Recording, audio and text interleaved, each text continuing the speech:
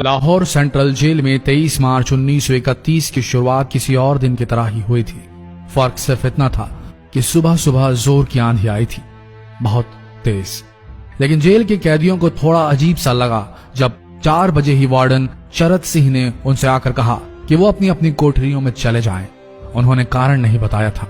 उनके मुंह से सिर्फ ये निकला कि आदेश ऊपर से है। अभी कैदी सोच ही रहे थे कि माजरा क्या है। जेल का नाई बरकत हर कमरे के सामने फुसफुसाते हुए गुजरा कि आज रात भगत सिंह, राजगुरु और सुखदेव को फांसी दी जाने वाली है।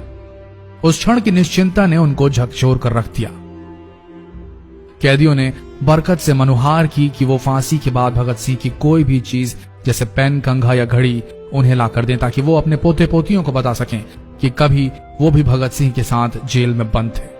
बरकत भगत सिंह की कोठरी में गया और वहां से उनका पेन और कंघा ले आया। सारे कैदियों में होड़ लग गई कि किसका उस पर अधिकार हो। आखिर में ड्रॉ निकाला गया, लाहौर कॉन्स्पिरेसी केस। अब सब कैदी चुप हो चले थे। उनकी निगाहें उनकी कोठरी से गुजरने वाले रास्ते पर लगी हुई थी। भगत सिंह उनके साथ फांसी पर लटकाए जाने के लिए उसी रास्ते से गुजरने वाले थे। एक बार पहले जब भगत सिंह उसी रास्ते से ले जाए जा रहे थे तो पंजाब कांग्रेस के नेता भीमसेन सच्चर ने आवाज ऊंची कर उनसे पूछा था, आप और आपके साथियों ने लाहौर कॉन्स्पिरेसी केस में अपना बचाव क्यों नहीं किया? भगत सिंह का जवाब था, इनकलाबियों को मरना ही होता है क्योंकि उनके मरने से ही उनका अभियान मजबूत होता है, अदालत में अपील से नहीं। वार्डन शरद सिंह भगत सिंह के खैर ख्वाह थे और अपनी तरफ से जो कुछ बन पड़ता था उनके लिए किया करते थे। उनकी वजह से ही लाहौर की द्वारकादास लाइब्रेरी से भगत सिंह के लिए किताबें निकलकर जेल के अंदर आ पाती थी। भगत सिंह की जेल की जिंदगी काफी कठिन थी।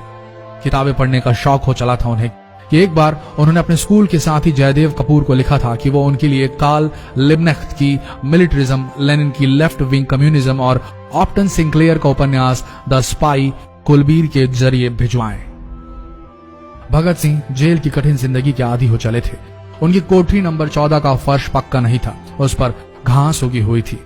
कोठरी में बस इतनी ही जगह थी कि उनका 5 फुट 10 इंच का शरीर बमुश्किल उसमें लेट पाए।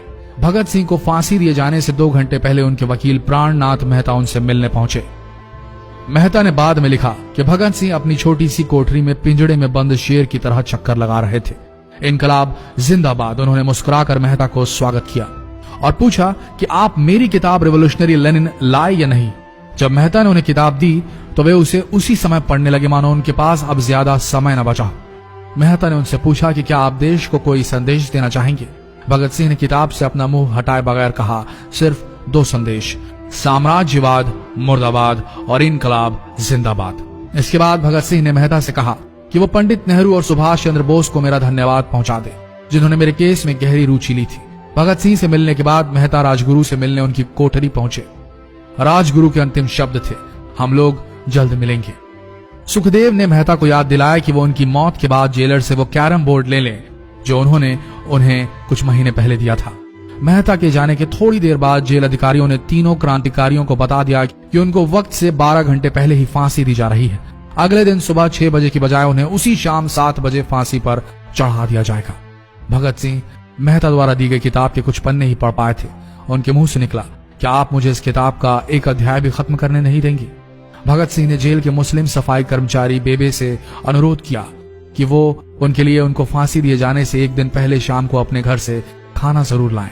लेकिन बेबे भगत सिंह की इच्छा पूरी नहीं कर सके क्योंकि भगत सिंह को 12 घंटे पहले फांसी देने का फैसला ले लिया गया और बेबे जेल के गेट के अंदर ही नहीं घुस पाए।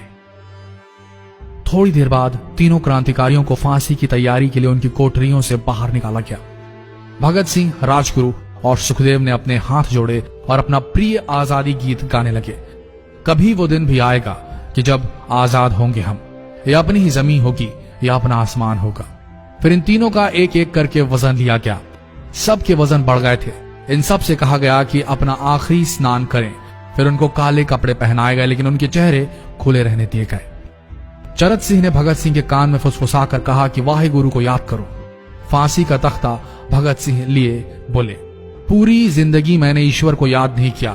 असल में मैंने कई बार गरीबों के कलेश के लिए ईश्वर को कोसा भी है। अगर मैं अब उनसे माफी मांग लूं तो वो कहेंगे कि इससे बड़ा डरपोक कोई नहीं। इसका अंत नजदीक आ रहा है, इसलिए ये माफी मांग रहा है। जैसे ही जेल की घड़ी ने 6 बजाया, कैदियों ने दूर से आती कुछ पद चांपें सुनी। उनके साथ भारी बूटों के जमीन पर पड़ने की आवाजें भी आ रही थी। साथ में एक गाने का भी दबा स्वर सुनाई दे रहा था। सरफरोशी की तमन्ना अब हमारे दिल में है। सभी को अचानक जोर जोर से इनकलाब जिंदाबाद और हिंदुस्तान आजाद हो के नारे सुनाई देने लगे। फांसी का तख्ता पुराना था, लेकिन फांसी देने वाला काफी तंदुरुस्त। फांसी देने के लिए मसीह जल्लाद को लाहौर के पास शाहदरा से बुलवाया गया था। भगत सिंह इन तीनों के बीच में खड़े थे। भगत सिंह अपनी मां को दिया गया वो वचन पूरा करना चाहते थे कि वो फांसी के तख्ते से इनकलाब जिंदाबाद का नारा लगाएंगे। लाहौर जिला कांग्रेस के सचिव पिंडी दास सोंधी का घर लाहौर सेंट्रल जेल से बिल्कुल लगा हुआ था। भगत सिंह ने इतनी जोर से इनकलाब जिंदाबाद का नारा लगाया कि उनकी आवाज सोंधी के घर तक सुनाई दी। उनकी आवाज सुनते ही जेल के दूसरे कैदी भी नारे लगाने लगे। तीनों युवा क्रांतिकारियों के गले में फांसी की रस्सी डाल दी गई, उनके हाथ और पैर बांध दिए गए। तभी जल्लाद ने पूछा, सबसे पहले कौन जाएगा? सुखदेव ने सबसे पहले फांसी पर लटकने की हामी भरी। जल्लाद ने एक एक कर रस्सियां खींची और उनके पैरों के नीचे लगे तख्तों को पैर मारकर हटा दिया। काफी देर तक उनके शव तख्तों से लटकते रहे। अंत में उन्हें नीचे उतारा गया और वहां मौजूद डॉक्टरों लेफ्टिनेंट कर्नल जे नेल्सन और लेफ्टिनेंट कर्नल NS सोंधी ने उन्हें मृत घोषित किया। एक जेल अधिकारी पर फांसी का इतना असर हुआ कि जब उससे कहा गया कि वो मृतकों की पहचान करें तो उसने ऐसा करने से इनकार कर दिया। उसे उसी जगह पर निलंबित कर दिया गया अंग्रेजों द्वारा। एक जूनियर अफसर ने यह काम अंजाम दिया। पहले योजना थी कि इन सब का अंतिम संस्कार जेल के अंदर ही किया जाएगा, लेकिन फिर यह विचार त्यागना पड़ा जब अधिकारियों को आभास हुआ कि जेल से धुआं उठते देख बाहर खड़ी भीड़ जेल पर हमला कर सकती है। इसलिए जेल की पिछली दीवार तोड़ी गई। उसी रास्ते से ट्रक जेल के अंदर लाया गया और उस पर बहुत अपमानजनक तरीके से उन शवों को एक सामान की तरह लाद दिया गया। पहले तय हुआ था कि उनका अंतिम संस्कार रावी के तट पर किया जाएगा, लेकिन रावी में पानी बहुत ही कम था, इसलिए सतलज के किनारे शवों को जलाने का फैसला लिया गया। उनके पार्थिव शरीर को फिरोजपुर के पास सतलज के किनारे लाया गया। तब तक रात के 10 बज चुके थे। इस बीच उप पुलिस अधीक्षक कसूर सुदर्शन सिंह कसूर गांव से एक पुजारी जगदीश अचरज को बुला लाए। अभी उनमें आग लगाई ही गई थी कि लोगों को इसके बारे में पता चल गया। जैसे ही ब्रितानी सैनिकों ने लोगों को अपनी तरफ आते देखा, वो शवों को वहीं छोड़कर अपने वाहनों की तरफ भागे। सारी रात गांव के लोगों ने उन शवों के चारों ओर पहरा दिया। अगले दिन दोपहर के आसपास जिला मजिस्ट्रेट के दस्तखत के साथ लाहौर के कई इलाकों में नोटिस चिपकाया गया, जिसमें बताया गया कि भगत सिंह, सुखदेव और राजगुरु का सतलज के किनारे हिंदू सिख रीति से अंतिम संस्कार कर दिया गया है। तो ये थे भगत सिंह की जिंदगी के वो 12 आखिरी घंटे।